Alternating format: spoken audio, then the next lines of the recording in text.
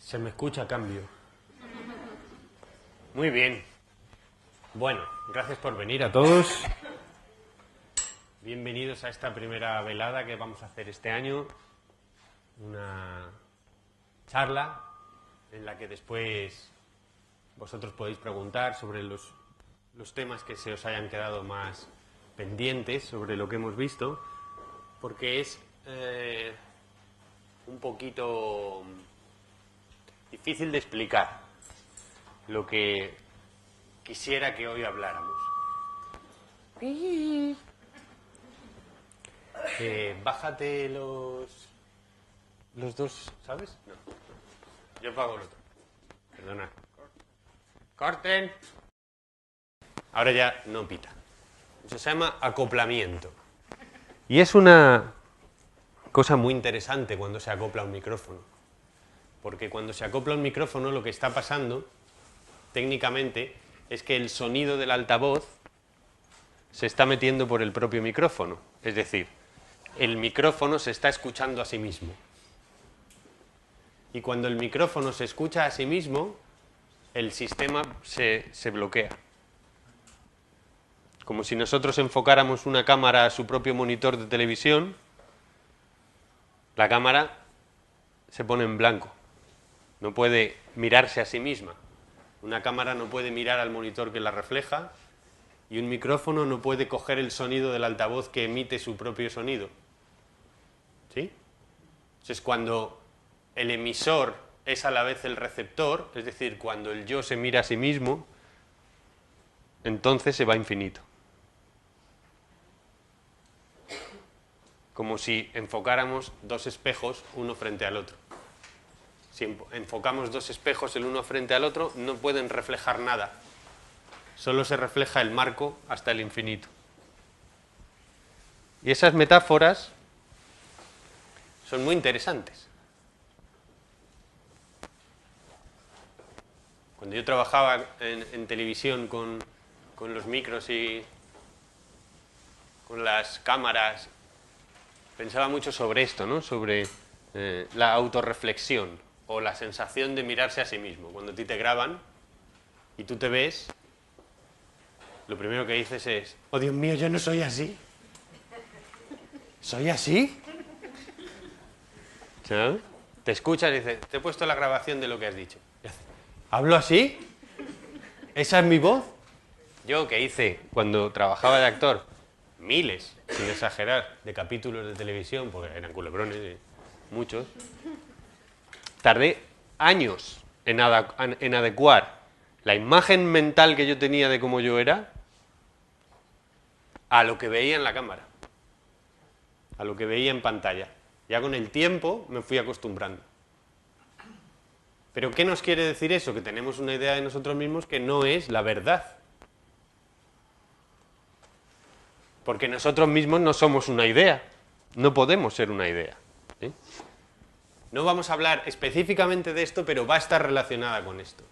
A mí se me ocurrió el título de esta conferencia cuando estaba viendo un vídeo de un psicoanalista francés que se llama Lacan. Y Lacan, que es como el Dalí del psicoanálisis, le preguntaba a un alumno: ¿y usted podría definir qué es el inconsciente? Y dice Lacan: el inconsciente es lo que sabes, pero no sabes que lo sabes. Y me pareció la definición más acertada que había escuchado. Porque hay muchísimos procesos internos que son totalmente inconscientes, que son nuestros, que nosotros los sabemos, pero no sabemos que los sabemos. Y sin embargo nos condicionan totalmente el comportamiento.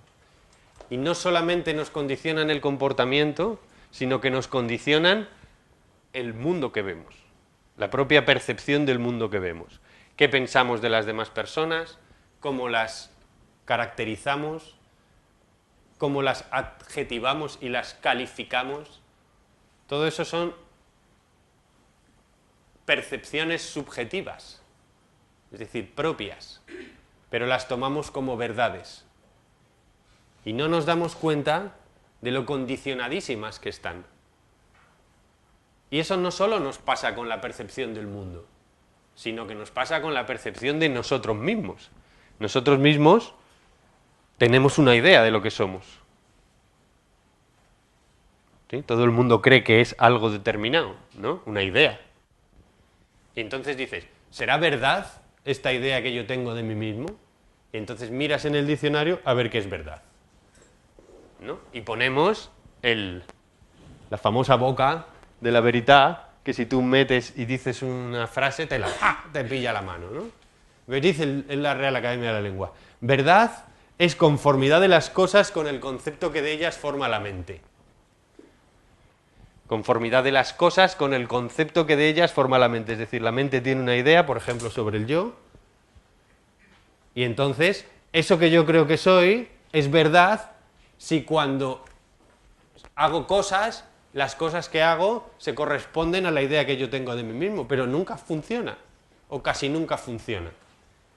No hay más que ver los realities de televisión. Cuando se ven a sí mismos, cuando les ponen las imágenes de sí mismos y el proceso, ellos intentan disimular, ¿no? Pero están pasando un proceso realmente traumático, porque se están confrontando consigo mismos. Es como en el programa este de Hermano Mayor. ¿Sabéis cuál os digo? Que al final le ponen las imágenes del chaval rompiéndole la tele en la cabeza a la abuela. Pues, claro, él se da cuenta de eso, porque él lo estaba viviendo de una experiencia. Luego, la idea que nosotros tenemos de nosotros mismos, el reflejo que nos hacen los demás, lo que nos dicen los demás que somos, y cómo nosotros nos comportamos en acción, cómo nuestra conducta no suele estar de acuerdo con la idea que tenemos de nosotros mismos. Por eso decimos, se me fue la cabeza, no sé lo que me pasó. Entonces el yo no se comporta en conformidad con el concepto que tenemos. Y además dice, otra conformidad es de lo que se dice con lo que se siente o se piensa. ¿Quién es el que dice lo que piensa, piensa lo que siente y siente lo que hace? Si la mayor parte de nosotros estamos condenados a pensar una cosa, sentir otra cosa y hacer otra distinta. Por eso en estos mismos realities lo que más se acusan unos a otros es de que eres muy falsa. Es una falsa. ¿Qué es una falsa? Que es como el gran pecado, ¿no?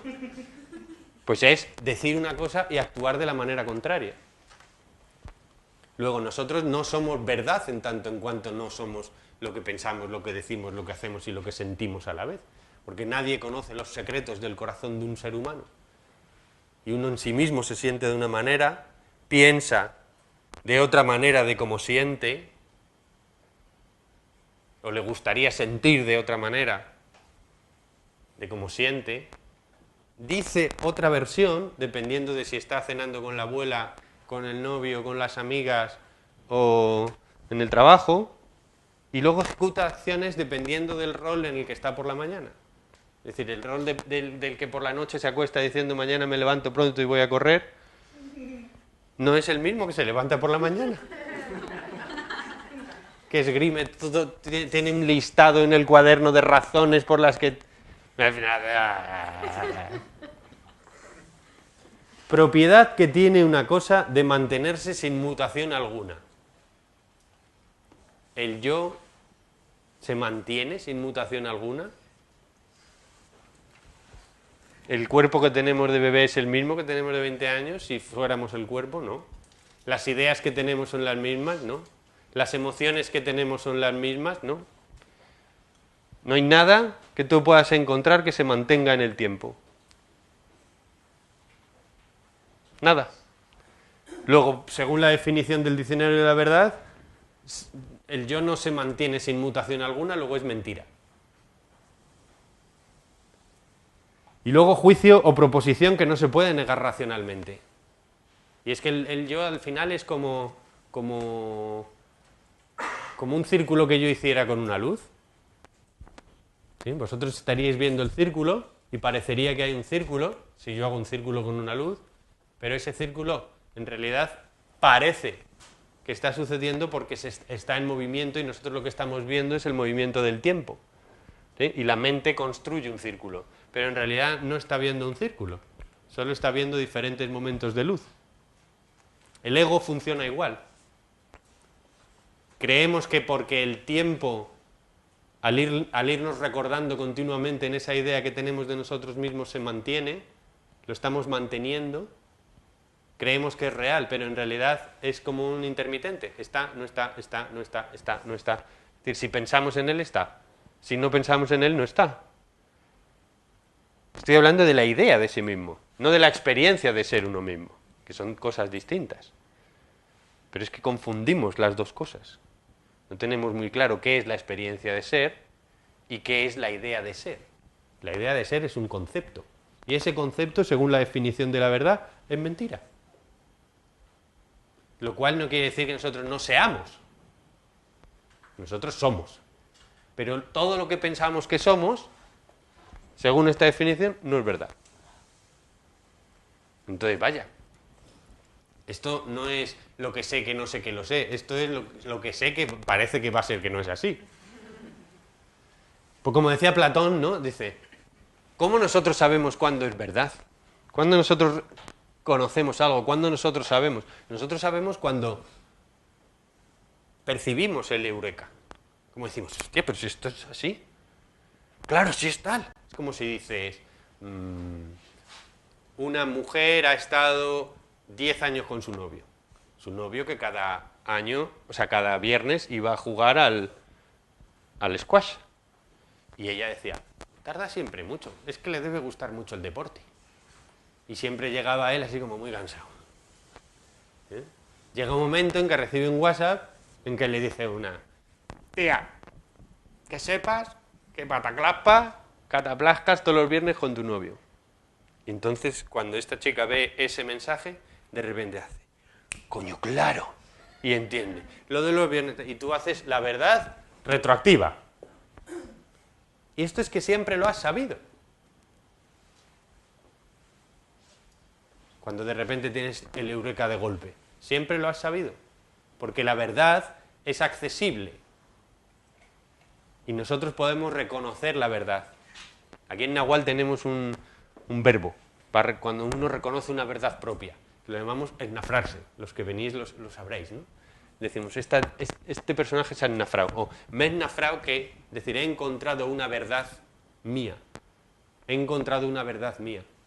Y esto implica la pérdida del saber anterior. ¿Me seguís? Porque para saber la verdad, yo tengo que dejar de saber la mentira. Y yo necesito renunciar a lo que sé. Es decir, para saber hay que dejar de saber.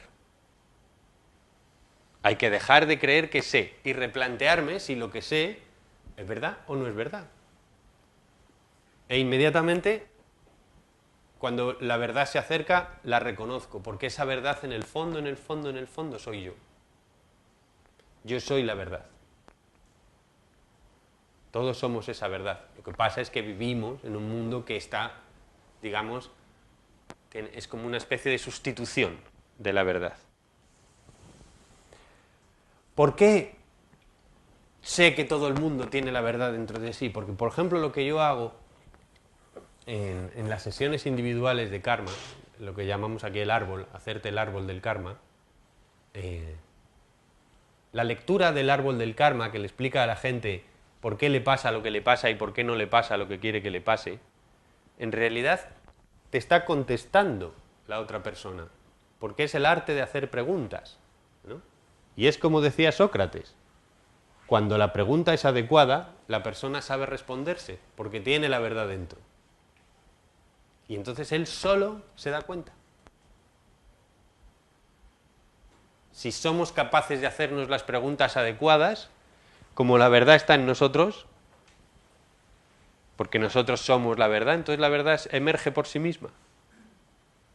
No hay que ir a buscar que nadie me dé la respuesta, porque aunque tú vayas a que alguien te dé la respuesta, si tú no tienes la pregunta, te van a dar la respuesta y no la vas a procesar, no la integras.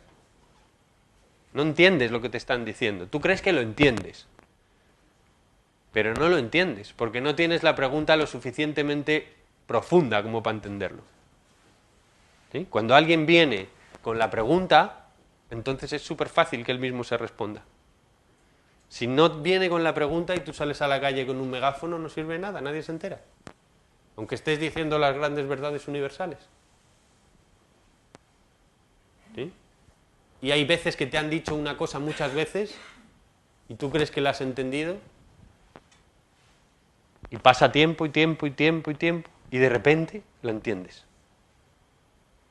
Y esa comprensión es distinta de la anterior. Es como cuando coges un libro 10 años después y vuelves a leértelo.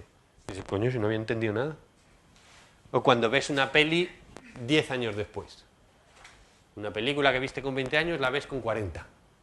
De repente haces, madre mía. La peli tenía el mismo nivel de verdad. ¿Sí?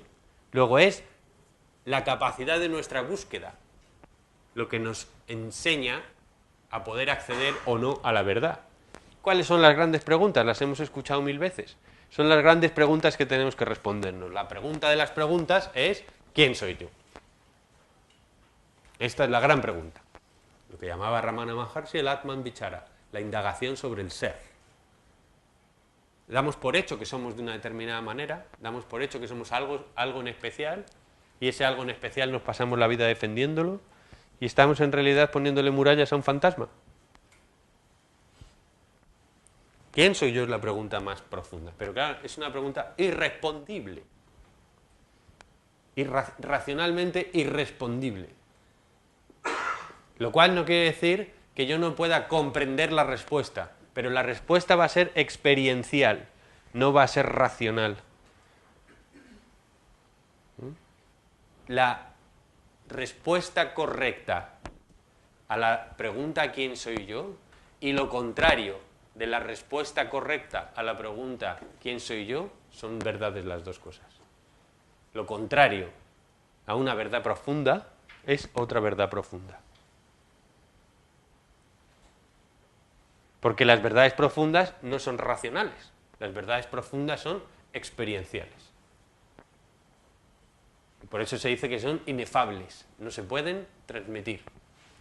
No se pueden transmitir por el lenguaje.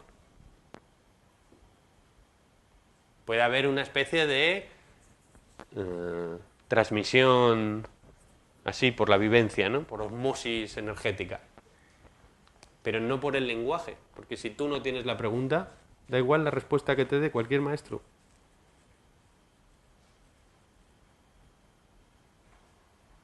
Tenemos todas las parábolas de todo lo de Buda, del Cristo, tal, hablando de esto.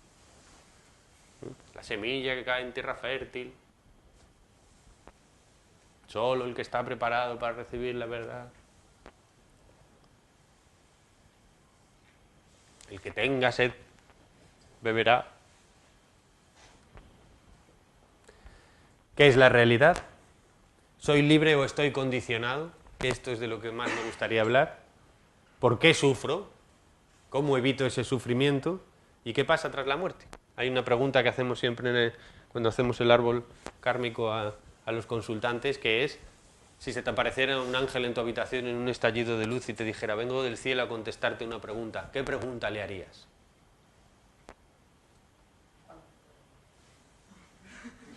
¿Qué has dicho? ¿Cuándo me voy a morir? ¿Cuándo me voy a morir? ¿Qué hay después de la muerte?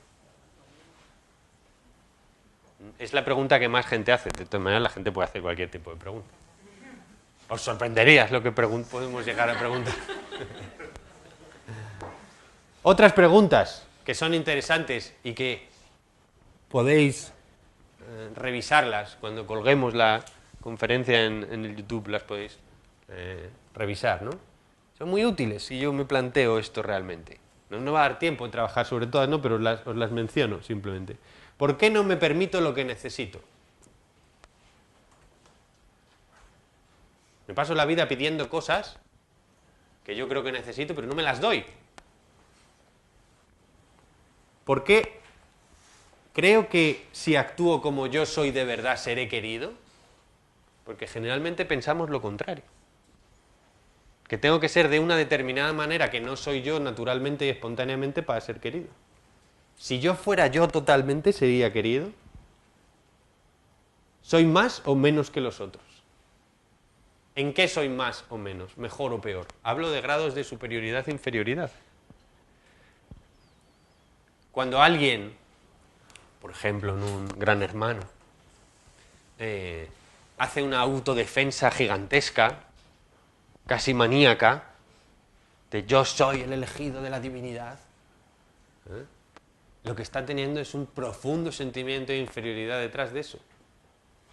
Porque tú intentas transmitir lo contrario de lo que temes ser. Tú quieres que todo el mundo vea que tú eres lo contrario de lo que temes ser. Reflexionar sobre esto. ¿Cómo me gusta a mí que me vea la gente? Como muy... Pues es que temo ser lo contrario. Creo que soy lo contrario, de hecho.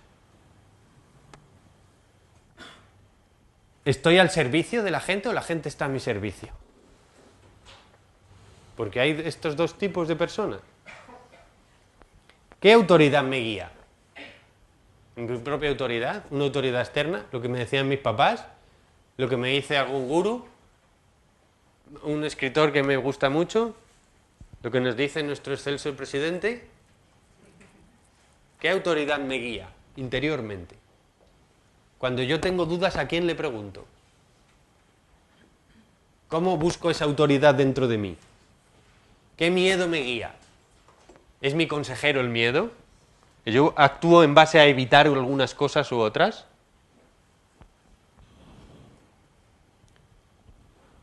¿Me baso en mis deseos en una carencia? Es decir, dado que me siento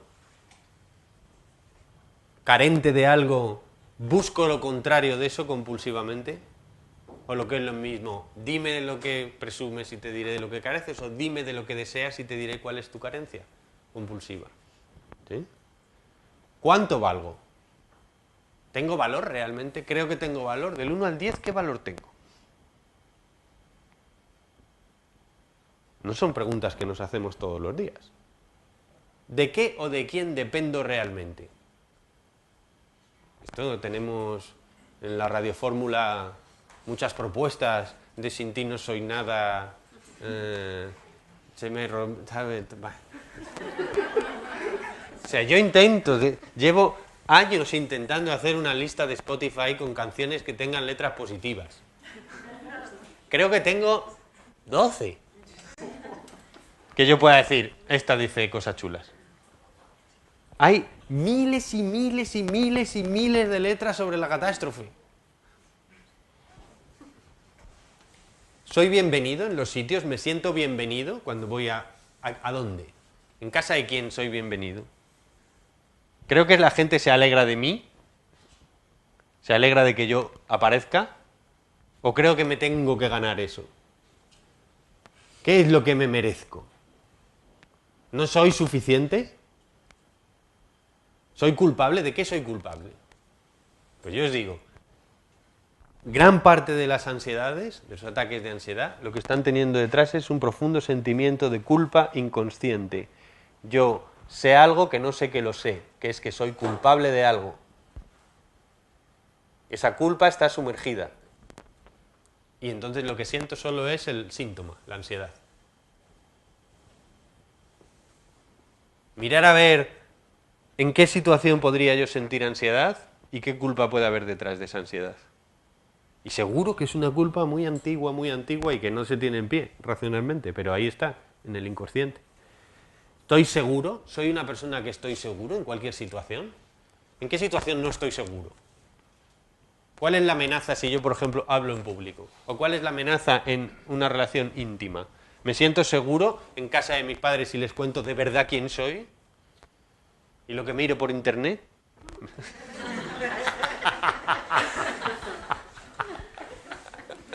¿Me quiero?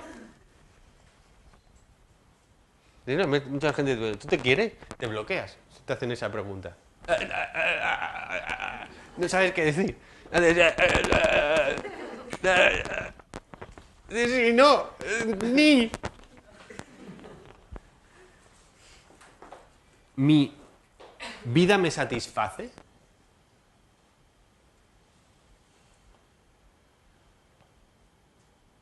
Esta es una gran pregunta. ¿Soy libre? ¿Soy libre de ser como soy? ¿Tengo propósitos? ¿Voy hacia un sitio? Siempre digo que es muy importante tener un propósito. Si yo no tengo un propósito, no tengo una ilusión. Si yo no tengo una ilusión, entonces no cojo información y no doy información. Soy un sistema cerrado. Cuando yo no tengo propósito, soy un sistema cerrado. No transmito ni cojo información, porque no hay propósito. Entonces estoy estancado. Y el estancamiento, la pérdida de información de un sistema, produce entropía. Y la entropía es la destrucción. Si un programa, como decían en Matrix, si un programa no tiene propósito, Matrix lo borra. Si no tengo propósito, me degenero y me muero. Aunque no tenga por qué llegar al propósito. El propósito solo es el motor que me lleva hacia. Yo siempre pongo como ejemplo, tú vas hacia aquel castillo que está en lo alto de la montaña. De camino al castillo, de repente encuentras una casita de chocolate maravillosa con una rubia esplendorosa que te dice... Y entonces tú dices, pues ya no voy al castillo, ¿sabes lo que te digo? Pero has encontrado la casita porque ibas para el castillo. Si no llegas a ir hacia el castillo no habría casita. ¿De qué no me puedo librar?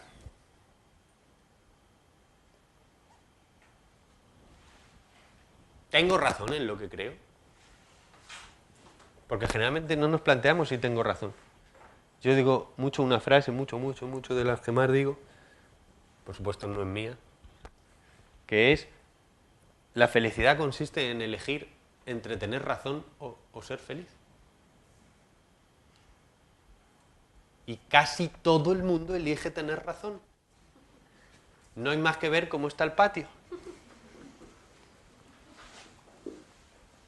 Preferimos matarnos entre nosotros, poner las vallas, poner los pinchos, creer que el otro es lo peor, todo con tal de tener razón. De un mapa mental que yo me he montado, que es un puro delirio en sí mismo y que no se basa en nada más que en emociones de muy bajo nivel. Pero es que para poder descubrir nuestra verdad, lo que sabemos y no sabemos que sabemos, tenemos que ser capaces de aumentar la conciencia, que lo hemos escuchado 1000 veces. Pero nosotros necesitamos separarnos de los contenidos de la conciencia, que es crear una conciencia testigo, que lo hemos escuchado 1.000.000 de veces. Pero es lo único importante en el fondo, aumentar la conciencia, darme cuenta de, pisparme, coscarme, enterarme, estar al loro. ¿Sí? Porque la mente tiene 3 cosas. La mente decimos, la mente. ¿Y de la mente qué es? Y de la mente es el espacio donde sucede todo eso. Podríamos decir que es la mente. ¿Sí? Un espacio donde sucede la imaginación, los pensamientos, los recuerdos, las memorias y las percepciones sensoriales. Las percepciones sensoriales son el mundo.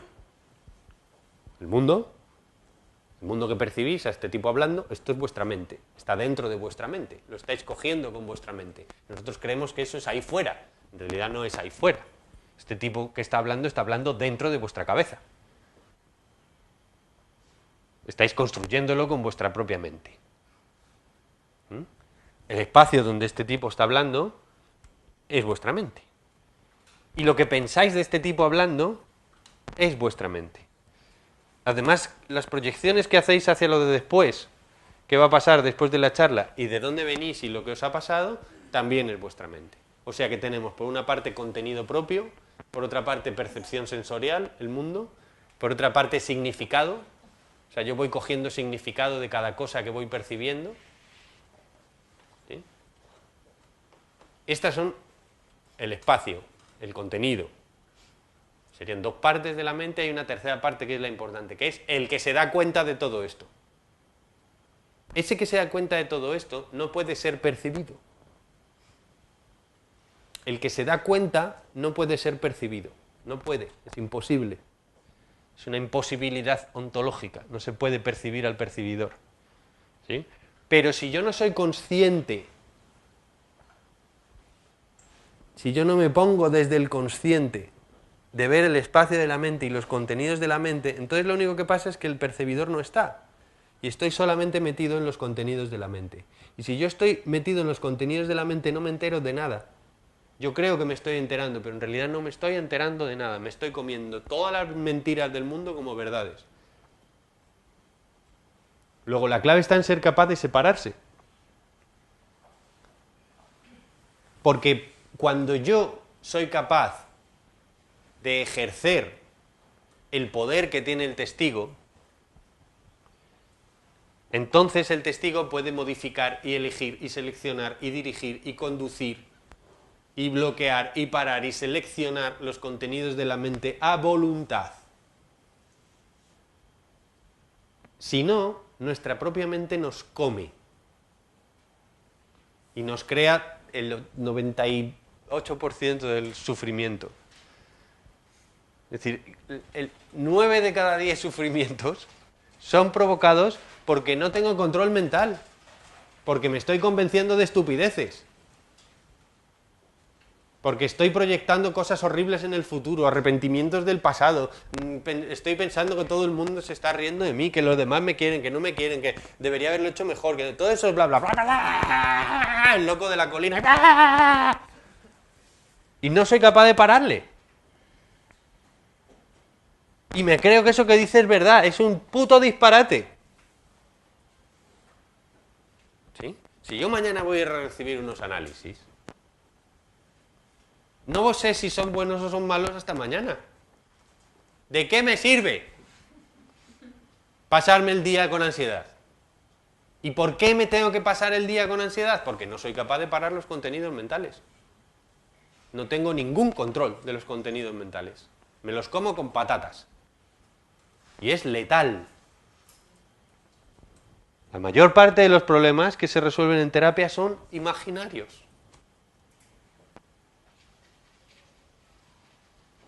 Los problemas reales se resuelven en el mundo real. Los problemas imaginarios se resuelven con otro tipo de imaginación. Para poder tener otro tipo de imaginación, tengo que ser capaz de cortar los pensamientos, discriminarlos, dirigirlos, saber hacia lo que quiero pensar, hacia lo que no. Si yo no tengo práctica en hacer eso, si no he creado el testigo, si no soy consciente de que yo soy el que mira los pensamientos y no el pensamiento, de que yo puedo decidir si ese pensamiento es verdad o no es verdad, de que el pensamiento me puede proponer una cosa y yo después decido si ese pensamiento me conviene o no me conviene. Pero no, todo el mundo nos creemos que la primera gilipollez que dice el pensamiento es verdad. Nadie se plantea si cada pensamiento es útil. ¿Este pensamiento es útil? ¿Me lo quedo o no me lo quedo? Eso no sucede. No tenemos el testigo despierto. Y como no tenemos el testigo despierto, somos esclavos del inconsciente. Por ejemplo, la libertad. ¿Qué nivel de libertad tenemos sobre lo que creemos que son los demás o si las cosas nos gustan o no nos gustan? Mientras que yo no trabaje el consciente, mientras que yo no trabaje el testigo y el testigo sea capaz de ir profundizando en el inconsciente, es decir, en lo que sé en lo que yo sé, pero no sé que lo sé, mientras yo no sea capaz de meter el testigo en zonas que antes eran escondidas, ¿seguís? No tengo libertad, porque lo que me gusta y lo que no me gusta en la vida, que yo creo que es verdad que me gusta o no verdad que no me gusta, viene dirigido por una parte cerebral de la cual no tenemos ningún control. Es decir, de la mente, de los contenidos de lo que yo pienso, yo puedo tener un control real, pero de verdad se puede tener un control real. Si tú meditas, practicas y tienes control sobre los contenidos mentales. Pero por mucho que tú quieras, tú no puedes controlar las emociones. Tú puedes cabalgarlas, surfearlas, pintarlas de verde, pero no puedes decidir lo que sientes.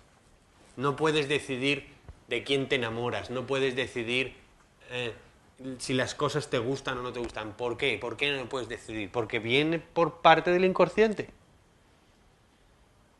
La información, yo veo algo, esa información entra por los ojos, pasa a esa zona que es inconsciente y pasa antes a esa zona Y esa zona ya lanza la sensación que me produce.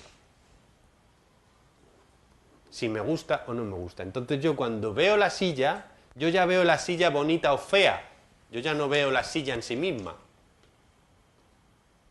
Yo ya la veo condicionada por el inconsciente, que está condicionado por el pasado, que está condicionado por la educación infantil. ¿Sí? Luego yo no puedo decidir lo que siento.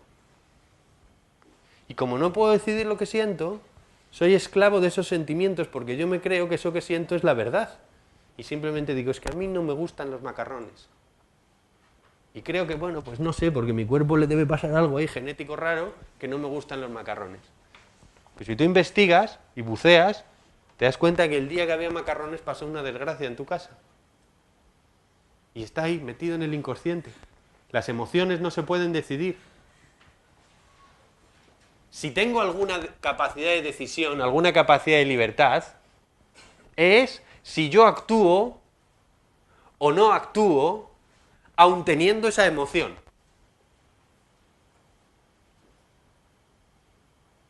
¿Sí? Cuando la gente dice, es que quiero que se me pase, yo te soy fóbico a las piscinas, por ejemplo. Quiero que se me pase. Dices, está complicado. Porque lo que quieres es no sentir el miedo a las piscinas, que es lo que te impide acercarte a las piscinas. Pero para curarte el miedo a las piscinas, tienes que ser capaz de acercarte a la piscina soportando el miedo a la piscina, hasta que el cuerpo interno, hasta que el inconsciente, hasta que el sistema límbico comprende que es absurdo tu miedo y que no pasa nada, porque estás delante de la piscina o dentro de la piscina y no te está pasando nada. Pero eso solo va a pasar después de que tú hayas tenido un chungo muy gordo acercándote a la piscina. ¿Me entendéis? Pues eso con cualquier miedo que tengáis. El sistema emocional toma el control y nos impide hacer lo que queremos. Y como no podemos decidir lo que sentimos, tendríamos al menos que ser capaz de controlar la voluntad de lo que vamos a hacer, incluso aunque tengamos emociones que nos dicen no hagas eso. Porque nosotros nos definimos por nuestras obras. Por ejemplo, un refugiado sirio, un inmigrante, ¿sí? Dependiendo de cómo está esa imagen, con qué la estoy yo asociando dentro de mí, el mismo personaje, ese pobre chaval, yo lo puedo ver en niveles muy muy bajos emocionales, luego hay niveles de emoción de mayor vibración, de mayor conciencia, de mayor capacidad, y niveles de vibración muy bajos, muy destructivos. ¿Eh? Si lo veo desde la vergüenza, pues a mí me parece un sucio deplorable, me da vergüenza y asco. Si yo veo a ese chico en la tienda de campaña y me siento vergüenza y asco, él no es vergüenza y asco. Vergüenza y asco soy yo, que tengo ese nivel de emociones. Yo estoy generando la vergüenza y el asco. Yo soy la vergüenza y yo soy el asco, él no. Porque otra persona, un poquito más evolucionada, lo que ve es un truán vago que vive de mendigar. Y entonces está enfadado. Una persona un poquito más evolucionada lo que ve es un desesperanzado en un mundo horrible sin solución en el que todo es el caos y el apocalipsis y el horror. Entonces está en la tristeza y en la decepción. Alguien un poquito más trabajado lo que ve es una amenaza que me viene a quitar el pan. Y entonces estoy cabreadísimo. Dependiendo de si yo tengo trabajo, si no, si mis hijos tienen, si no. Otro, con otro trabajo, dirá, a mí es que esto no va conmigo, a mí me da igual, yo mientras esté en mi barrio, mientras no esté en mi barrio, mi blin. Otro es, por favor, que alguien le haga algo, por favor, que este hombre no puede estar ahí, hombre, por favor, por favor. Pongo la tele y se acabó. ¿Sabes?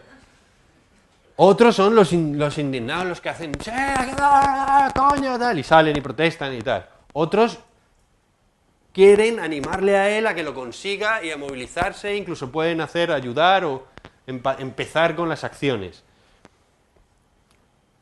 Otros quieren enterarse de por qué está pasando eso. ¿Sí? Lo ven y dicen, ¿qué le pasa a este pobre chico? Entonces quieren enterarse de lo que pasa en su país, de cómo se puede solucionar, de qué soluciones hay que ponerle aquí, cómo podemos ayudar, qué es lo que puedo hacer yo. Cuando ya has no tienes emociones muy, muy negativas, al final tus emociones son positivas, viendo al mismo tipo. Y entonces crees que es un ser movido por el bien y la búsqueda del derecho a su felicidad. Y entonces yo hago lo que puedo por ayudarle. Y ya, si estoy muy, muy ennafrado, entonces me creo que es una parte de mí que merece todo el amor y toda la ayuda. ¿Cuál de todos esos es verdad? Todos son verdad. Pero fíjate qué diferencia de si yo pienso, ay, mira el puto negro que asco, a que yo pienso, es una parte de mí divina que necesita ayuda y voy a apoyarlo totalmente y le deseo todo, con toda la compasión del mundo lo mejor. Es el mismo estímulo. ¿Entendéis? El inconsciente, lo que sabemos pero no sabemos que lo sabemos, nos propone una visión de ese personaje y nos creemos que es la verdad. Y lo defendemos ahí con el dedo levantado. ¿Cuáles son los disparadores principales? Cuando yo me siento vulnerable, los digo, lo que son que los disparadores los llamamos a esas sensaciones que hacen que el inconsciente tome aún más el control de lo que yo estoy percibiendo. ¿Sí? Quizá deberíamos dar las luces de allí y de allí para que no os quedéis ciegos. ¿Puedes dar la luz aquella de la puerta? Y así os puedo ver. Los disparadores emocionales son cuando yo pierdo el control emocional. ¿Sí? Básicamente cuando me siento vulnerable, o sea, amenazado. Cuando tengo miedo a la locura, a mi propia locura, entonces estoy en un estado de caos, de ansiedad, de pánico. Cuando me siento solo, cuando siento dolor físico, cuando creo que tengo una responsabilidad que no puedo complacer. Es decir, no soy capaz de superar la amenaza, entonces tengo pánico, miedo. Puedo llegar a tener vergüenza de mi pasado continuamente, aunque sea una cosa que me estoy imaginando. Yo puedo estar aquí avergonzadísimo de que me miréis porque en mi pasado hice no sé qué. Eso no está ahora, yo no soy ese, eso es de una vida anterior, pero sigo avergonzadísimo porque me creo que eso soy yo. Al futuro. A las propias emociones. Casi todo el mundo tiene miedo a sus propias emociones. Es el miedo más común. Tú no tienes miedo al estímulo que te produce la emoción. En realidad tú tienes miedo a la emoción que sientes frente a ese estímulo. ¿Sí? Cuando tú tienes una fobia, si tú tienes fobia a los perros, ¿sabes? Y a ti te viene un fifí, un perrito fifí moviendo el rabo, tú sabes que ese perro no te va a atacar. Primero porque es un fifí. Después porque tiene una cara bueno que te cae. Después porque te dice su dueña, no te preocupes que no hace nada. Después porque al perro le importas 3 narices. Y además va atado. Y dentro del coche. Pero tú estás... Y dices, mira que perro. Y es una amenaza gigantesca. El perro es una amenaza gigantesca. No, me da pánico mi emoción. Yo no tengo miedo al perro. El perro me despierta el miedo, pero el miedo es mío. Y el miedo se despierta porque cuando yo tenía 3 años, un perro parecido me metió un bocado. Mi madre se puso a gritar, mi padre se pegó con el otro, a mí aquello todo me pareció caótico, y con 3 años dijo el dueño del inconsciente, el cancerbero que guarda el guardián del infierno, dijo, bueno, todo es esto para adentro, venga. Los mete adentro, cierra con 3 candados... Y de mayor yo digo, tía, es que a mí no me gustan los perros, ¿me entiendes? ¿Por qué? Si a mí me encantan. Digo, pues a mí no. Qué asco, qué asco. Y luego a los asociados, quiero decir, ahí pone a los asociados. O sea, los asociados es... si el día que me mordió el perro yo llevaba unos vaqueros cortitos, no me vuelvo a poner unos vaqueros cortitos. No sé por qué, pero no soporto los vaqueros cortitos. Yo sé, sin saber que lo sé, que los vaqueros cortitos están asociados a una emoción de pánico y entonces no me gustan los pantalones vaqueros cortitos. Y si mi madre se empeña en ponerme los pantalones vaqueros cortitos, monto un pollo que mi madre, pues este niño es tonto. ¿Qué le pasa? Y el niño, ¡ah! Porque si le ponen los pantalones le muerde el perro interior. Interiormente, en lo que él sabe que no sabe que sabe, si le ponen los pantalones le muerde el perro. Igual que si se come los macarrones, sucede la desgracia. Pues nosotros le cogemos pánico a las cosas asociadas, a los sitios donde pasó no sé qué. Si yo estoy jugando, si mi niño está jugando en una piscina de bolas y se tira de cabeza, como en un vídeo que vi el otro día, buenísimo, ¿no lo habéis visto? Sí. Es buenísimo. Dice, ¿me tiro? Y dice, sí, venga, 1, 2, y se tira de cabeza. Él decía que se iba a tirar, los padres creían que se tiraban por un tobogán, pero no se tiró por el tobogán, se tiró por un lado y de cabeza. Y se oye a la madre decir, pero de cabeza no. Bueno, pues esa madre, y probablemente ese niño, espero que el niño no, porque a lo mejor se lo pasó guay, pero si se pega un ostión, ese niño no le vuelven a gustar nunca las bolas de colores, ni los toboganes amarillos. Y si alguien dice 1, 2 y 3, entra en pánico. ¿Entendéis las asociaciones del inconsciente? De eso nos tenemos que liberar, ese es el arte de la terapia. Porque si no, yo puedo creer que he comprendido filosóficamente la realidad intrínseca del ser y la iluminación de tal, y sigo siendo un puto neurótico. Que va por la vida creyéndose que los negros que vienen de África son asquerosos que vienen a quitarme el trabajo, y que los perros son peligrosísimos y que las piscinas de bolas habría que eliminarlas. Hay que distinguir claramente entre si mi fobia es a una cosa razonable, si tú puedes decir, yo es que tengo fobia que me tiren el aceite de la sartén por la espalda. Dice, no tienes ningún problema del inconsciente. Me siento como asustado de que me coma un cocodrilo. Dices, claro, eso no se puede curar. Pero si yo soy fóbico a las diademas de Leticia, pues algo hay. Que el día que me puse la diadema en mi casa para jugar, mi padre me dijo, ¿qué coño haces? Y me metió en rigostio que diademas nunca. Y como mi novia se ponga diademas, salgo corriendo. Te tengo que dejar. Y ella no entendiendo nada. Entonces, para no sentir ese tipo de emociones que nos van a subir cuando nos enfrentamos en el mismo estímulo, tenemos, no lo sabemos que las utilizamos, pero el cancerbero del inconsciente, el guardián del inconsciente, las puertas del infierno, que es, y del cielo, tiene 3 sistemas. Uno es la supresión, es decir, yo esto lo reprimo o se lo proyecto al de enfrente. ¿Sí? Yo voy en mi coche, sistema de proyección, voy en mi coche y de repente, me habréis oído contarlo, veo un rubio extraordinario, musculado, de pantalón ceñido y culo apretado, y sí, me viene sensación de deseo sexual. Inmediatamente el cancerbero hace, por aquí no vamos bien, tú para adentro, le dice ese deseo. Lo mete para adentro y se lo coloca a la novia. Y entonces dices, ¿qué cojones haces mirando a ese tío? Y la novia hace, ¿qué? ¡Que estás ahí, que se te van los ojos, coño! Pero tú eres tonto, pero tú eres tonto. Y no soy consciente. Se lo estoy colocando a otro. Esto lo hacemos todo el rato. No hay más que ver la batalla nacionalista. Todo el rato le estamos colocando la proyección al otro. Para yo poderme... No voy a entrar en el tema, pero... Para yo poderme sentir mejor, necesito tener a alguien que me lo impida. Para yo poderme sentir el mejor, necesito, sin serlo, sin no ser igual de bien que otro, yo puedo mantener la idea de que soy el mejor o de que soy mejor que, si tengo la idea de que no puedo ser mejor porque el otro me lo impide. ¿Me seguís? Entonces así puedo decir, yo sería estupendo si me permitieran. Que es lo mismo que la pereza de sofá. Si yo escribiera sería como Goethe. Pero no me pongo nunca, por si acaso no. Porque si me pongo, a lo mejor se descubre que no soy tan extraordinariamente brillante como creo ser.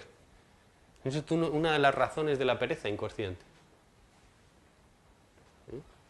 Pues yo me lo pasaría muy bien, sería una gran mujer si no estuviera viviendo con este más tuerzo, que me impide la felicidad. No. Estás utilizando de excusa. El día que yo me independice del marido, entonces sí brillaré.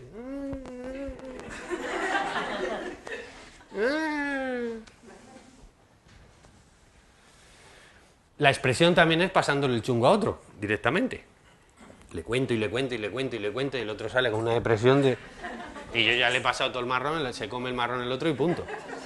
Somos la sociedad de la queja. Quedamos para quejarnos. ¿Qué tal? Pues tía, pues no me dice el otro que yo que pongo, pues sí, ya te digo, pues placa, pues anda que el mío, pues no hay más que ver una sala de espera del médico. ¿Eh? ¿Esto qué le pasa?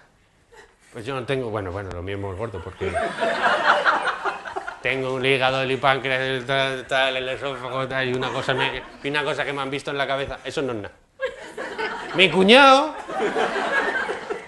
Ya dices, ¿estamos compitiendo a ver quién está peor? Competimos para ver quién está peor. O escapando, directamente. ¿No? Pongo la tele, una manera de escapar, la más común, diaria, varias horas. Las drogas, me voy a fumar uno porque tengo que... ¿Me entiendes? Me fumo uno y no me doy cuenta de la catástrofe por la que voy. Y ahora hay una cosa que es letal. Está muy bien, tiene grandísimas ventajas, todos las utilizamos, pero... me estoy dando cuenta de que la chavalería, y ya los mayores, no tienen ninguna capacidad de tolerancia frente al conflicto. ¿Por qué? Porque está el Twitter para salvarte. Es decir, en el mismo instante en que tengo una sensación incómoda, tengo el móvil para hacer. Fijaros cuando alguien coge el móvil. Generalmente es porque ha pasado inmediatamente antes algo que no le ha gustado. ¿Que le ha gustado? Hombre, sí, que le ha gustado y se hace una foto y hace... Pero, por ejemplo, o sea, tú ves cómo se hacen fotos y te hace, te hago una foto y se hace. Clac, clac, y se me dice, esa no soy yo. Y se puede hacer 45 hasta que sí sale ella. Y entonces la colocan en el Instagram. Y mira a ver cuántos likes tiene. Si no tiene likes, depresión. La defensa de la idea del yo. Bueno. El ego se defiende, por ejemplo. Os pongo ejemplos de cómo el ego se defiende. ¿Qué hora es, David? Ya se me va la cabeza. Las 8. El ego se defiende. Por ejemplo, las cualidades que nosotros tenemos y no las podemos expresar porque tenemos prohibiciones internas que no conocemos, son las que más admiramos en los demás. Nosotros admiramos de los demás una cualidad que es propia. Si no, no la podría admirar. ¿Sí? Reflexionar sobre esto. Rechazamos de otro lo que nosotros mismos nos reprimimos.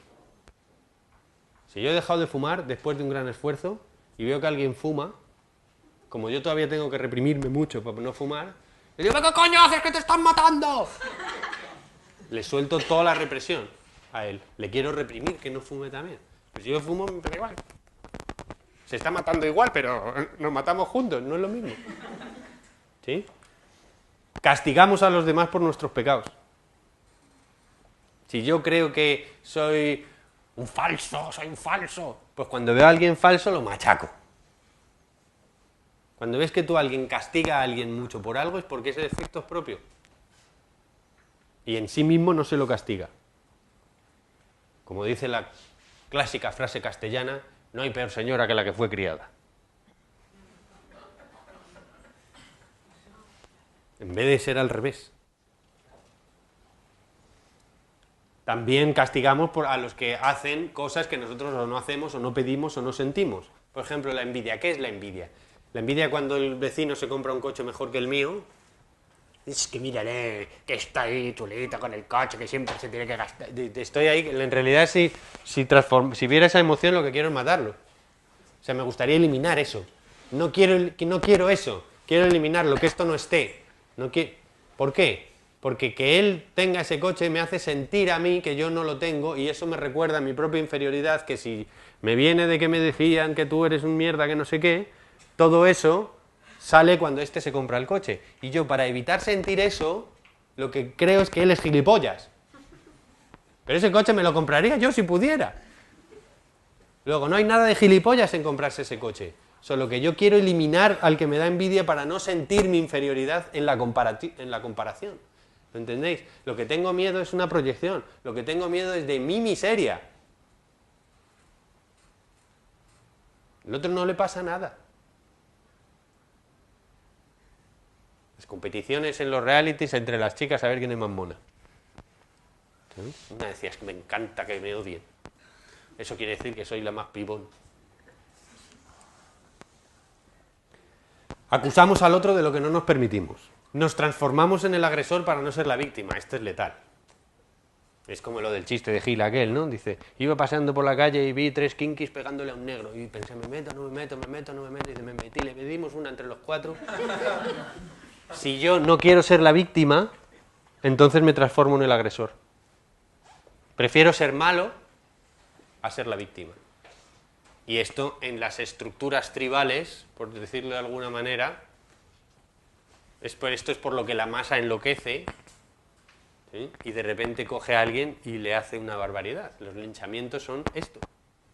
Me transformo en el verdugo para no ser la víctima, porque si yo me pongo a defender a la víctima, que es lo que mis sentimientos me dirían, entonces puedo ser yo la víctima. Y dice el inconsciente, no. Vamos a ser unos cabrones igual que estos, pero nos libramos del marrón. Lo que pasa es que eso tiene consecuencias después. Nos autolesionamos si no podemos atacar al agresor.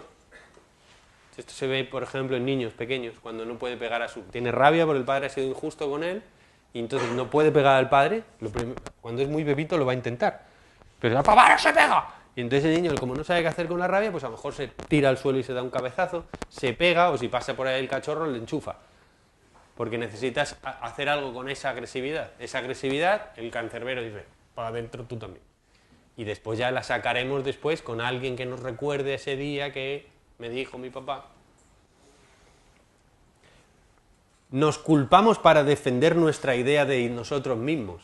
Es decir, si yo tengo un pensamiento, la culpa es una manera de defenderse para no cambiar. Si me siento muy culpable por comer compulsivamente, eso está impidiendo que yo deje de comer compulsivamente. La culpa no sirve para nada. Porque yo lo que tengo que hacer es sentir el dolor de ser un compulsivo, de ser un perverso, de ser un vengativo, de ser un mentiroso. Entonces, cuando yo me doy cuenta de verdad que he sido un mentiroso también, no solo un mentiroso, sino que a veces me he comportado como un mentiroso, entonces puedo dejar de ser un mentiroso. Mientras que yo eso lo transforme en culpa y digo, madre mía, de verdad, es que estoy fatal porque yo no soy así, yo no soy así, yo no soy así. Yo no soy así. Y dices, sí, también eres así. Intentamos que los demás tengan lo que no tuvimos, esa es la vocación profesional. Hacemos a los demás lo que necesitamos para nosotros, otra versión de la vocación profesional. Y para no darnos cuenta de esto, de lo que sabemos y no sabemos que sabemos, pues decimos, nos ponemos maníacos, por ejemplo. ¿Qué es ponerse maníaco? Pues hacer como lo contrario, ¿sí? Como yo me siento débil, voy de fuerte. Como yo tengo tristeza interior, voy de... ¿Eh? Como en realidad pienso que soy un alfeñique, voy a quitar, ¿qué pasa? Hola, ¿qué tal? Como creo que soy bobo, pues entonces me pongo gafitas, creo que tal, intento hacer de intelectual, voy con un libro, digo, ahora estoy leyendo. Si yo voy de... es porque me temo que soy lo contrario. O la gente que no puede parar quieta. ¿Por qué no puede parar quieta? Pues si para quieta se abre el inconsciente y tiene que mirar, sé, y no quiere. Y entonces lo que hace es no parar, no parar, no parar, no parar, no parar. O comer, comer, comer, dormir, dormir, ver la tele, ver la tele, ver la tele, distraerme. O nos vamos a mundos internos. Me pongo a fantasear, a crear otro mundo interior. Yo, tal, porque está, la espiritualidad, los planos sutiles, las energías vibracionales de alta dimensión. Yo no digo que no, pero si no es una sustitución de la verdad. Si no estoy haciéndome ver que no, porque me ha quitado la energía, entonces, bueno. A ver si no estoy haciendo una versión que no es para intentar no tener la versión real, más ajustada. O le contamos nuestro problema a todo el mundo, lo que decíamos antes de la queja. O repetimos una y otra vez un bucle, todo el rato. No tendría que hacer esto, pero bueno, cuando... tendría que levantarme a correr. Joder, que pronto, ya no quiero levantarme a correr. Bueno, mañana me levanto a correr. Sí, mañana por la noche vuelvo a hacer la misma lista. Y me preparo la música. La mañana siguiente no me vuelvo a levantar y me vuelvo a sentir culpable. Sin conciencia ese ciclo puede durar años. Los bucles de repetición duran años. O directamente nos disociamos, somos Jekyll y Hyde, no me conozco. ¿Sabes? Esa parte de mí que hace eso tan perverso, no soy yo. Cuando esa parte está activa, yo no estoy. Está totalmente sumergido en el acto perverso. Perverso así aleatoriamente, ¿eh?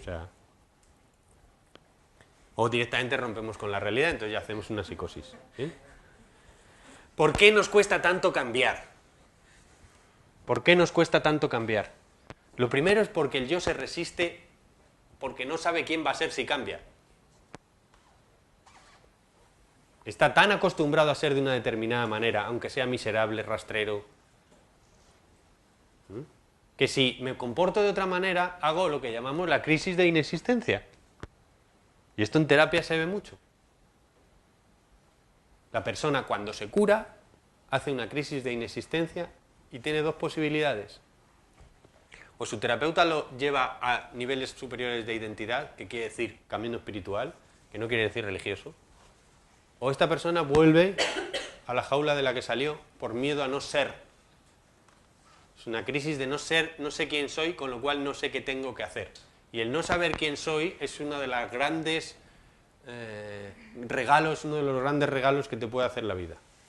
Pero en ese miedo, entre no ser, que yo lo percibo como muerte, y ser una mierda, prefiero ser una mierda. ¿Sí? Por autoimportancia. Porque claro, llevo tantos años defendiendo esto, que ahora ceder me cago en la puta. ¿Sabes? Si me doy cuenta de que he estado 50 años equivocado, entonces sé que soy muy tonto. Y no quiero pensar que soy muy tonto. Y para no pensar que soy muy tonto, sacrifico los 50 siguientes. Fidelidades a otros. Mi mamá siempre me dijo, eres la niña más tonta que hay en el barrio. Y si yo soy súper lista, entonces pierdo la única relación que tenía con mi mamá. Aunque lleve muerta 30 años. Entonces, por fidelidad a esa identidad proyectada, yo me mantengo en la misma línea. O tengo ventajas secundarias, claro, si estoy súper malita y tengo a toda la familia pendiente, pues coño, es que tengo unas ventajas secundarias extraordinarias. Si yo me curo, me van a dejar de cuidar, me van a dejar de llamar, me van a dejar de atender, me van a dejar de mimar. Y a veces digo, bueno, pues el inconsciente dice, mejor me quedo enfermo. Hay que animar a la persona a confrontar eso, a renunciar a las ventajas secundarias y a ser capaz de enfrentarse a los miedos del cambio que van a ser normales. Porque en el fondo nosotros soñamos como vida lo que nos creemos que en el fondo del inconsciente nos merecemos.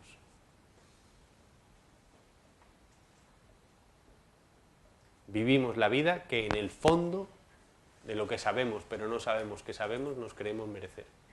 Y eso que nos creemos merecer está en base al valor que yo he deducido que tengo en base a cómo fui querido. Y solo puedo querer en base a cómo quiero. O sea, a cómo me quiero. Que es como me quisieron. Y cuánto me quisieron y cómo es lo que me deduce cuánto valor tengo. Y cuánto valor tengo es lo que me dice que es lo que me merezco. Y lo que me merezco es lo que me pasa en la vida. Es letal. Si el hombre busca la felicidad con tanto ahínco, es porque intuye que hay una posibilidad de tenerla en su naturaleza. Si no, no buscaríamos la felicidad. El que ya no busca la felicidad, el que no busca un propósito, lo que hace es una depresión y... Sí, el propósito del depresivo es salir de la depresión, pero ya no tiene más propósitos. Si yo busco la felicidad es porque creo que la hay. El dolor emocional, físico, mental nos lleva a salir de las situaciones conflictivas, es lo que nos permite despertar, pero para eso tenemos que confrontar la conciencia testigo con el problema. Y eso es meterse en la jaula del inconsciente, meterse en lo que sé pero no sé que lo sé. Pero es que la felicidad es la ausencia de eso, de ese dolor, ese conflicto. ¿Sí? Nosotros no nos damos cuenta ahora de que tenemos un grado enorme de felicidad porque no nos está doliendo una muela. Porque si nos estuviera doliendo una muela, como la muela duele aquí, que está demasiado cerca del yo cuando te duele, pero te duele allí, todavía puedes decir, me duele el pie allí. La muela te duele aquí. Y eso ya es el sufrimiento. La felicidad es que se acabe el sufrimiento. Pues, ¿qué notas cuando no tienes el dolor de muela? Nada. Eso es la felicidad. Cuando se acaban los problemas, lo que surge es lo que somos, que es la felicidad. La felicidad es la ausencia del dolor. Y vamos a ir con esto y con poco más, para que haya preguntas. ¿Qué hacemos, aparte de utilizar las diferentes técnicas espirituales y terapéuticas que tenemos a nuestra disposición en este mundo multidimensional que tenemos ya, para poder conocer lo que sabemos y nos condiciona y no sabemos que sabemos? Lo primero, o sea, al final del final, las emociones se rigen en base a la valoración que hacemos de nuestro propio comportamiento. De si nosotros creemos que hemos sido verdaderos, que hemos sido justos, que hemos sido honestos, que hemos sido reales, que hemos buscado el bien, que hemos buscado la belleza. Porque esos principios, los principios éticos que están súper mal vistos ahora, porque suena a curilla, ¿sí? Esos principios no son principios que yo puedo seleccionar o elegir. Esos principios son ladrillos de los que está hecha la realidad del ser.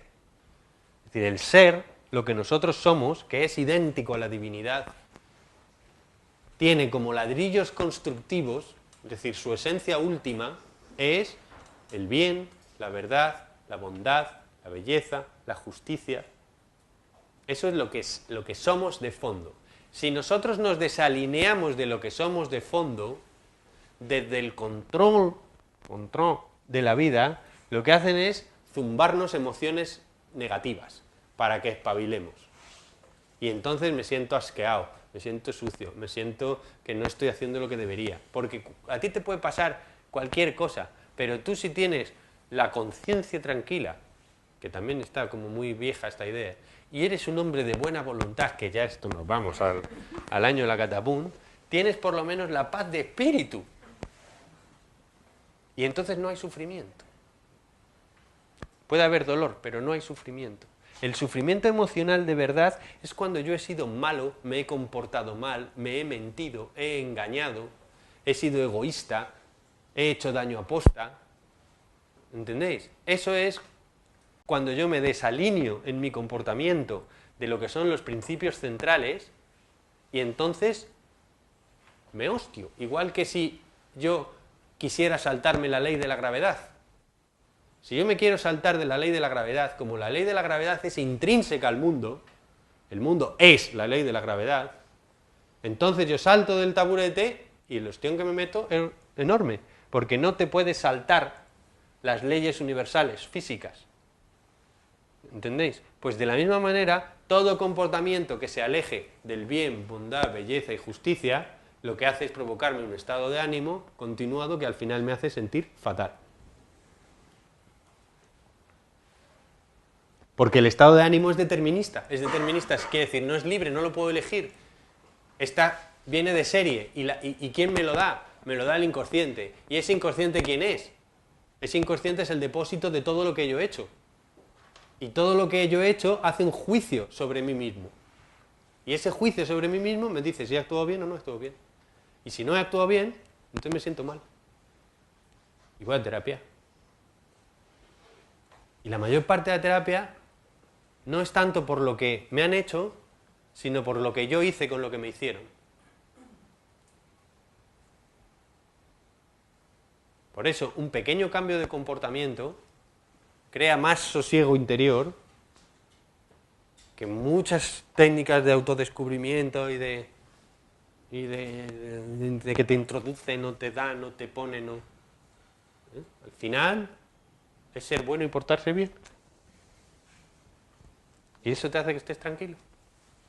Pero es que ahora esto está muy mal visto, parece una idea del año de la PUN. Esto nos lo saltamos, esto nos lo saltamos, esto nos lo saltamos, esto nos lo saltamos, nos lo saltamos, nos lo saltamos, nos lo saltamos, esto no. Si yo no hago caso a esas emociones negativas que estoy teniendo cuando me estoy desalineando de los valores éticos profundos, ¿estáis siguiendo bien todos? Entonces el cuerpo empieza a advertirme. Pero yo no me estoy cuidando. Soy un bailarín, el cuerpo me está diciendo deberías cuidarte, pero yo sigo bailando 10 horas al día. ¿Sí? Porque necesito conseguir un éxito que no he tenido. Entonces el cuerpo entra en lo que son las fases ya de enfermedad.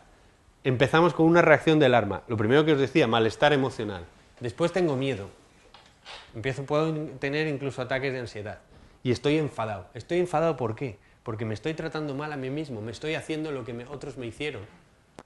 Me convencieron de que yo no podía descansar, es muy trabajador, que es una cosa que está muy bien, ser muy trabajador, pero hay sectores culturales o sectores sociales donde tienes que deslumarte vivo y ser el más tonto de tu empresa para ser un hombre que entra en un ramo trabajador.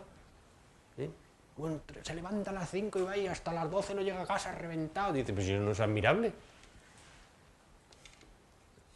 Pero si lo hace, y lo hace porque le han educado que eso es lo admirable, la explotación del esclavo es lo admirable, pues entonces hace primero una reacción de alarma. Si eso no funciona y sigue haciéndolo, va a hacer una reacción de resistencia. El cuerpo, la sabiduría del cuerpo. El cuerpo va a hacer una reacción de resistencia y le va a provocar más emociones negativas, le va a provocar ansiedad, le va a provocar angustia, le va a provocar ira, estoy enfadado, le va a provocar fobias, le va a provocar problemas de sueño, problemas de apetito, problemas digestivos, fatiga, problemas de deseo sexual. Si no corrige, porque el control te está diciendo, cuidado que no estás funcionando, si sigo sin corregir, me tomo más pastillas para poder hacerlo y sigo actuando mal, en base a mi ética personal, a que no me estoy cuidando, a que no estoy queriendo el bien para mí o para los míos, pues entonces entro en una reacción de agotamiento, estancamiento, y eso ya es dolor muscular, intolerancia alimenticia, náusea, vértigo, colon irritable, hipertensión, trastornos hormonales, infecciones, errores del sistema inmune, todo tipo de problemas del sistema inmune, fatiga crónica. Y si el cuerpo ve que no hago ni caso y que estoy cegado y que el ego no es capaz de ceder y rendirse y decir estoy equivocado, tengo que cambiar de comportamiento, entonces el cuerpo toma el mando, da un golpe de estado al lóbulo frontal, anula la voluntad y entonces me invalida. Y entonces nos postra, nos enferma y si no aprendemos nada nos hace una invalidez permanente, una depresión o una enfermedad mortal. ¿Esto quiere decir que toda enfermedad mortal, todos estos problemas tienen esa causa? No, yo no voy a decir esto, pero podríamos investigar cada uno sobre sí mismo a ver si tiene parte o no tiene parte de esto, cada vez que nos pongamos malos o alguien de los nuestros se ponga malo. Específicamente si está siguiendo ese patrón. Porque en el momento en el que yo cambio la creencia, el comportamiento, la idea o la emoción, eso se para. Y vuelvo otra vez a sentirme bien, porque mi comportamiento me ha llevado otra vez hacia los valores de lo que yo soy. Verdad, bondad, justicia y no sé qué. Belleza. ¿Sí? Bueno, vamos a dejarlo aquí. Había unas cuantas cosas más que quería trabajar, pero lo vamos a dejar aquí. Vamos a hacer solamente esto. Una pequeña como resumen de qué me lleva a mí a ir bien, ¿no? ¿Cómo empiezo a sentirme mejor? Con respecto al comportamiento. No estamos hablando de que yo necesite terapia o algún tipo de proceso de transformación con ayuda, que es muy necesario. Y hay muchas veces que uno puede hacer un trabajo espiritual y luego se ilumina y si no ha hecho ningún trabajo terapéutico es un iluminado neurótico perdido. ¿Sí? Porque son planos diferentes, ya me lo habréis oído. Una cosa es los déficits del yo, los déficits del ego y los problemas terapéuticos relativos a mi identidad personal, y otra cosa son los principios universales, los principios espirituales, que yo me puedo intentar alinear con esos, pero si no me he curado, por mucha buena fe que tenga en intentar hacerlo, no voy a poder. Va a coger el mando lo que sé, pero no sé que lo sé. Va a coger el mando el inconsciente. Si el inconsciente está lleno de conflictos que yo desconozco, no me sirve solo la voluntad. Tengo que hacer discernimiento. Tengo que darme cuenta y ceder y cambiar la razón.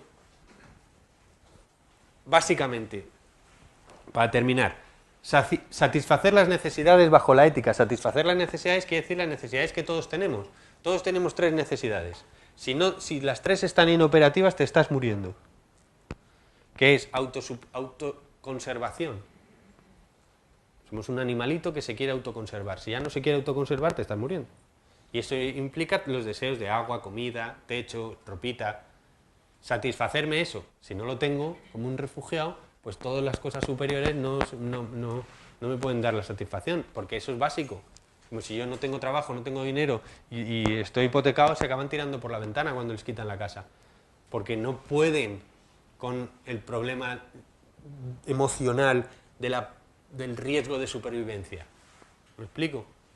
Lo primero es eso. Después, la energía libidinal, que es la energía relacional con la que nos relacionamos, el grupo, tener amigos, parejas, relaciones familiares, buenas relaciones en el trabajo, esto es imprescindible.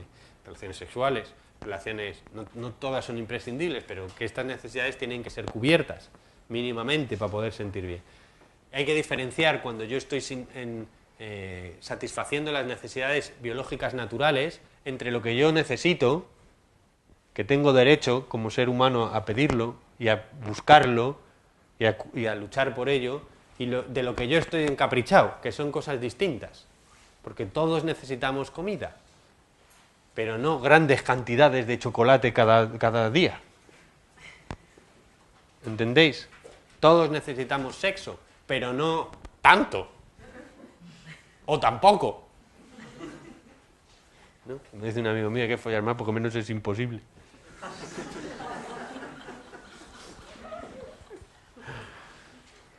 Autenticidad en la experimentación de nuestras emociones. Y esto es lo que decía, de que cuando el inconsciente te propone una emoción, no entres en recursos de huida. La clave está en dejarse sentir eso. No en ser eso, no en identificarse con eso, sino en dejarse sentir eso. Y aunque yo esté sintiendo eso, actuar en base a los principios éticos de lo que yo creo que debo hacer. Incluida la emoción negativa, sin huir de ella. ¿Sí? Es como en lo gigante de la figura del padre, el arquetipo del padre, una de las cualidades principales que tiene que hacer es, cuando el niño cree que va a fracasar, es decirle, vas a conseguirlo, hazlo una vez más. Estoy seguro de que vas a conseguirlo, hazlo una vez más. Siempre dentro de que esté dentro de las posibilidades del niño.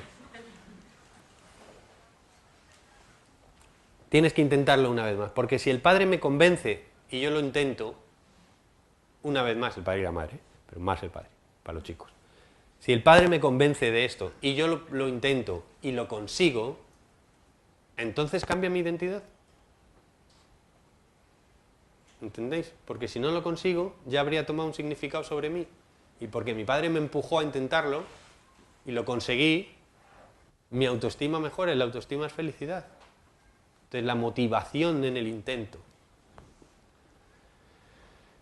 En la experimentación de esas emociones, que el niño sea capaz de intentarlo pese a que la emoción le dice que no. Que todos huimos en cuanto tenemos emociones mínimamente negativas, nos vamos inmediatamente al Twitter. Autenticidad entre la acción, el pensamiento y la emoción. Confianza y lleno de energía y con total confianza en ti mismo, ¿no? Como dicen los chamanes cuando tomas confianza, cuando tomas ayahuasca, por ejemplo, ¿no? Que es una sustancia alucinógena que toman ellos, medicina, con la que entras en lo que sabes, pero no sabías que lo sabías. Y ellos te dicen, tienes que entrar con confianza en tu conocimiento, con confianza en la propia sustancia, con confianza en tu chamán y con confianza en el grupo. Nadie te dice no entres con miedo, porque con miedo vas a entrar. Pero vas a entrar con miedo y con confianza.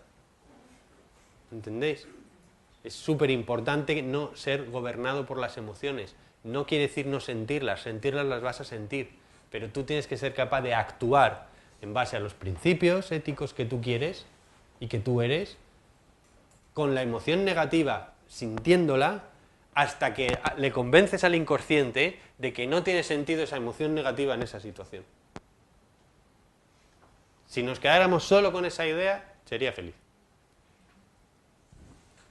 Dar y tener ayuda, no dejarse invadir, ni mental, ni emocional, ni sexual, ni material, ni espacialmente, porque hay muchas veces que como te comportas bien, pues la gente se cree que...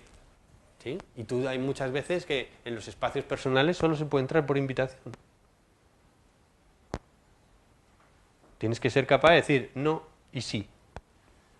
Tienes que ser capaz de, si te quieres invitar y has sido rechazado, decir, entiendo el mensaje. Y de la misma manera, si te llaman demasiado y tú no quieres, no tienes por qué. Saber poner límites espaciales, emocionales, sexuales. Respetarte. Respetando, pero respetarte. Y hacer cosas nuevas. Como dice Dispensa. Joseph Dispensa. Es la manera de mantener el cerebro limpio, abierto, nuevo. Aprender, tener un proyecto, tener un propósito, tener una obra y tener un sentido. Y si no, intentar a ver qué es lo que a mí me gustaba jugar de pequeño. Porque hay muchas veces que los deseos son frutos de las carencias. Y cuando ya he satisfacido cuando ya he satisfecho la carencia a través del deseo, entonces me quedo sin nada. Y es un buen momento para entrar en el legado. Es decir, ¿qué quiero dejar yo en el mundo? Cuando yo me vaya, ¿qué voy a hacer? O sea, ¿qué va a ser de mi obra? ¿Qué dirán? ¿Que me lo llevé todo? Divertirme, claramente. Olvidarme de los acondicionantes del pasado, lo que llamamos la recapitulación, el borrar la historia personal, que es lo mismo, quitar los condicionantes del inconsciente. Y un equilibrio entre el amor y el cuidado a la otra persona y a mí mismo. Porque hay algunos que no se quieren nada, entonces exigen que los demás se lo den todo, dependencia total. O al revés, hay gente que está todo el rato en servicio, pero en servicio esclavo, no en servicio amoroso tal, sino está odiando al que sirve todo el rato. Es pobrecito yo o pobrecita yo que tengo que estar aquí de esclavo, siempre sacrificadita. Y pues no lo hagas. ¿Sí? Bueno, vamos a dejarlo aquí. Sí, vamos a dejarlo aquí. La conciencia de confusión no está confundida. Cuando yo me doy cuenta de que estoy equivocado, no estoy equivocado. Estoy entrando en la verdad. Si yo me doy cuenta de que estoy equivocado, estoy en certeza. ¿Sí? Bien. En resumen,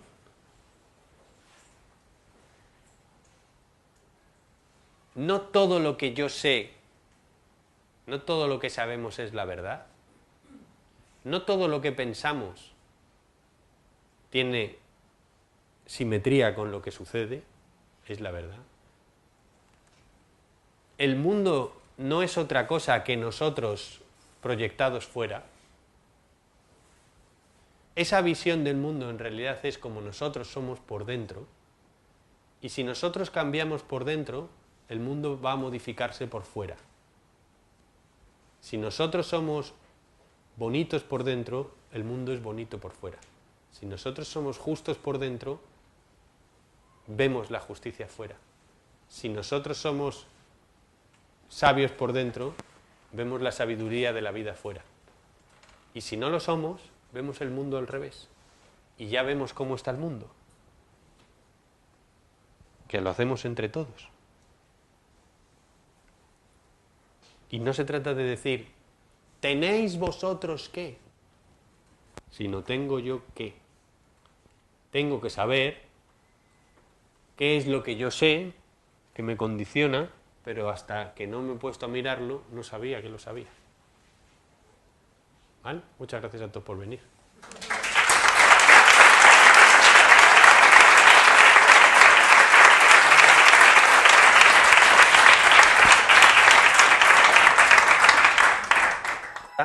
Piensa de otra manera de cómo siente, o le gustaría sentir de otra manera de cómo siente, dice otra versión, dependiendo de si está cenando con la abuela, con el novio, con las amigas o en el trabajo, y luego ejecuta acciones dependiendo del rol en el que está por la mañana. Es decir, el rol del que por la noche se acuesta diciendo mañana me levanto pronto y voy a correr, no es el mismo que se levanta por la mañana. Que esgrime, todo, tiene un listado en el cuaderno de razones por las que... Propiedad que tiene una cosa de mantenerse sin mutación alguna. ¿El yo se mantiene sin mutación alguna? ¿El cuerpo que tenemos de bebé es el mismo que tenemos de 20 años? Si fuéramos el cuerpo, no. ¿Las ideas que tenemos son las mismas? No. ¿Las emociones que tenemos son las mismas? No. No hay nada que tú puedas encontrar que se mantenga en el tiempo. Nada. Luego, según la definición del diccionario de la verdad, el yo no se mantiene sin mutación alguna, luego es mentira. Y luego juicio o proposición que no se puede negar racionalmente. Y es que el yo al final es como un círculo que yo hiciera con una luz. ¿Sí? Vosotros estaríais viendo el círculo y parecería que hay un círculo, si yo hago un círculo con una luz, pero ese círculo en realidad parece que está sucediendo porque está en movimiento y nosotros lo que estamos viendo es el movimiento del tiempo. ¿Sí? Y la mente construye un círculo, pero en realidad no está viendo un círculo, solo está viendo diferentes momentos de luz. El ego funciona igual.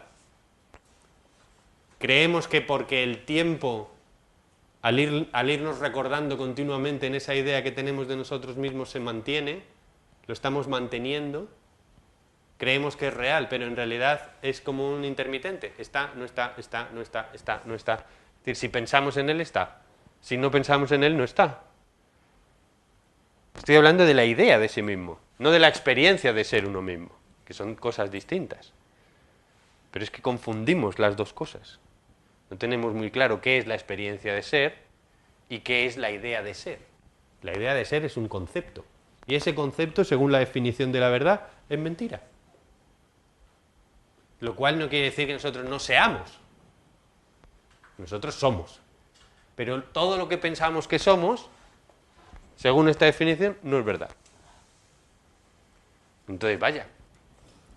Esto no es lo que sé que no sé que lo sé. Esto es lo que sé que parece que va a ser que no es así. Pues como decía Platón, ¿no? Dice, ¿cómo nosotros sabemos cuándo es verdad? ¿Cuándo nosotros conocemos algo? ¿Cuándo nosotros sabemos? Nosotros sabemos cuando percibimos el eureka. Como decimos, hostia, pero si esto es así. Claro, sí es tal. Es como si dices, una mujer ha estado 10 años con su novio. Su novio que cada año, o sea, cada viernes iba a jugar al squash. Y ella decía, tarda siempre mucho, es que le debe gustar mucho el deporte. Y siempre llegaba él así como muy cansado. ¿Eh? Llega un momento en que recibe un WhatsApp en que le dice una, tía, que sepas que pataclaspa, cataplascas todos los viernes con tu novio. Y entonces, cuando esta chica ve ese mensaje, de repente hace, coño, claro, y entiende. Lo de los viernes, y tú haces la verdad retroactiva. Y esto es que siempre lo has sabido. Cuando de repente tienes el eureka de golpe, siempre lo has sabido. Porque la verdad es accesible. Y nosotros podemos reconocer la verdad. Aquí en Nahual tenemos un verbo, para cuando uno reconoce una verdad propia. Lo llamamos ennafrarse. Los que venís lo sabréis, ¿no? Decimos, este personaje se ha ennafrado. O me he ennafrado que, decir, he encontrado una verdad mía. He encontrado una verdad mía. Y esto implica la pérdida del saber anterior. ¿Me seguís? Okay. Porque para saber la verdad, yo tengo que dejar de saber la mentira. Y yo necesito renunciar a lo que sé. Es decir, para saber hay que dejar de saber. Hay que dejar de creer que sé y replantearme si lo que sé es verdad o no es verdad. E inmediatamente, cuando la verdad se acerca, la reconozco, porque esa verdad en el fondo, en el fondo, en el fondo soy yo. La autorreflexión o la sensación de mirarse a sí mismo. Cuando a ti te graban, y tú te ves, lo primero que dices es, oh Dios mío, yo no soy así. ¿Soy así? ¿Sabes? Te escuchas y dices, te he puesto la grabación de lo que has dicho. ¿Hablo así? ¿Esa es mi voz? Yo que hice, cuando trabajaba de actor, miles, sin exagerar, de capítulos de televisión, porque eran culebrones, muchos, tardé años en adecuar la imagen mental que yo tenía de cómo yo era a lo que veía en la cámara, a lo que veía en pantalla. Ya con el tiempo me fui acostumbrando. ¿Pero qué nos quiere decir eso? Que tenemos una idea de nosotros mismos que no es la verdad. Porque nosotros mismos no somos una idea. No podemos ser una idea. ¿Sí? No vamos a hablar específicamente de esto, pero va a estar relacionada con esto. A mí se me ocurrió el título de esta conferencia cuando estaba viendo un vídeo de un psicoanalista francés que se llama Lacan. Y Lacan, que es como el Dalí del psicoanálisis, le preguntaba a un alumno, ¿y usted podría definir qué es el inconsciente? Y dice Lacan, el inconsciente es lo que sabes, pero no sabes que lo sabes. Y me pareció la definición más acertada que había escuchado. Porque hay muchísimos procesos internos que son totalmente inconscientes, que son nuestros, que nosotros los sabemos, pero no sabemos que los sabemos. Y sin embargo nos condicionan totalmente el comportamiento. Y no solamente nos condicionan el comportamiento, sino que nos condicionan el mundo que vemos, la propia percepción del mundo que vemos. ¿Qué pensamos de las demás personas? ¿Cómo las caracterizamos? ¿Cómo las adjetivamos y las calificamos? Todo eso son percepciones subjetivas, es decir, propias, pero las tomamos como verdades. Y no nos damos cuenta de lo condicionadísimas que están. Y eso no solo nos pasa con la percepción del mundo, sino que nos pasa con la percepción de nosotros mismos. Nosotros mismos tenemos una idea de lo que somos. ¿Sí? Todo el mundo cree que es algo determinado, ¿no? Una idea. Y entonces dices, ¿será verdad esta idea que yo tengo de mí mismo? Y entonces miras en el diccionario a ver qué es verdad, ¿no? Y ponemos la famosa boca de la veridad, que si tú metes y dices una frase, te pilla la mano, ¿no? Dice en la Real Academia de la Lengua, verdad es conformidad de las cosas con el concepto que de ellas forma la mente. Conformidad de las cosas con el concepto que de ellas forma la mente. Es decir, la mente tiene una idea, por ejemplo, sobre el yo, y entonces eso que yo creo que soy es verdad si cuando hago cosas, las cosas que hago se corresponden a la idea que yo tengo de mí mismo, pero nunca funciona, o casi nunca funciona. No hay más que ver los realities de televisión. Cuando se ven a sí mismos, cuando les ponen las imágenes de sí mismos y el proceso, ellos intentan disimular, ¿no? Pero están pasando un proceso realmente traumático, porque se están confrontando consigo mismos. Es como en el programa este de Hermano Mayor. ¿Sabéis cuál os digo? Que al final le ponen las imágenes del chaval rompiéndole la tele en la cabeza a la abuela. Pues, claro, él se da cuenta de eso, porque él lo estaba viviendo de una experiencia. Luego, la idea que nosotros tenemos de nosotros mismos, el reflejo que nos hacen los demás, lo que nos dicen los demás que somos, y cómo nosotros nos comportamos en acción, cómo nuestra conducta no suele estar de acuerdo con la idea que tenemos de nosotros mismos. Por eso decimos, se me fue la cabeza, no sé lo que me pasó. Entonces el yo no se comporta en conformidad con el concepto que tenemos. Y además dices, otra conformidad es de lo que se dice con lo que se siente o se piensa. ¿Quién es el que dice lo que piensa, piensa lo que siente y siente lo que hace? Si la mayor parte de nosotros estamos condenados a pensar una cosa, sentir otra cosa y hacer otra distinta. Por eso en estos mismos realities, lo que más se acusan unos a otros es de que eres muy falsa. Es una falsa. ¿Qué es una falsa? Que es como el gran pecado, ¿no? Pues es decir una cosa y actuar de la manera contraria. Luego, nosotros no somos verdad en tanto en cuanto no somos lo que pensamos, lo que decimos, lo que hacemos y lo que sentimos a la vez. Porque nadie conoce los secretos del corazón de un ser humano. Y uno en sí mismo se siente de una manera.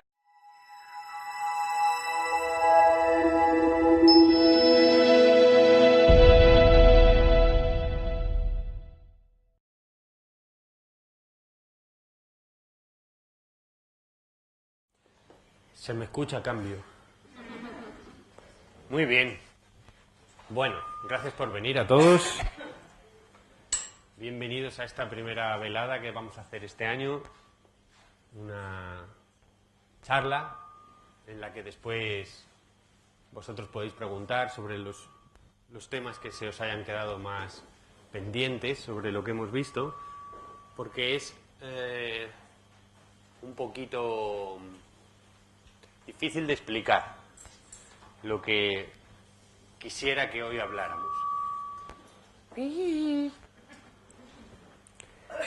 Bájate los dos, ¿sabes? No.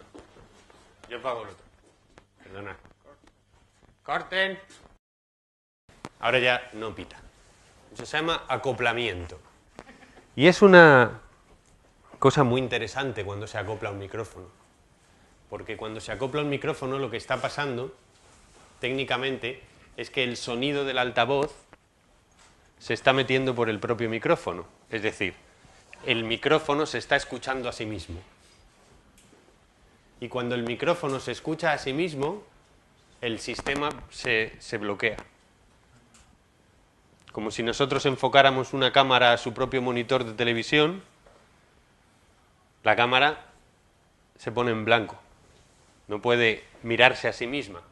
Una cámara no puede mirar al monitor que la refleja y un micrófono no puede coger el sonido del altavoz que emite su propio sonido. ¿Sí?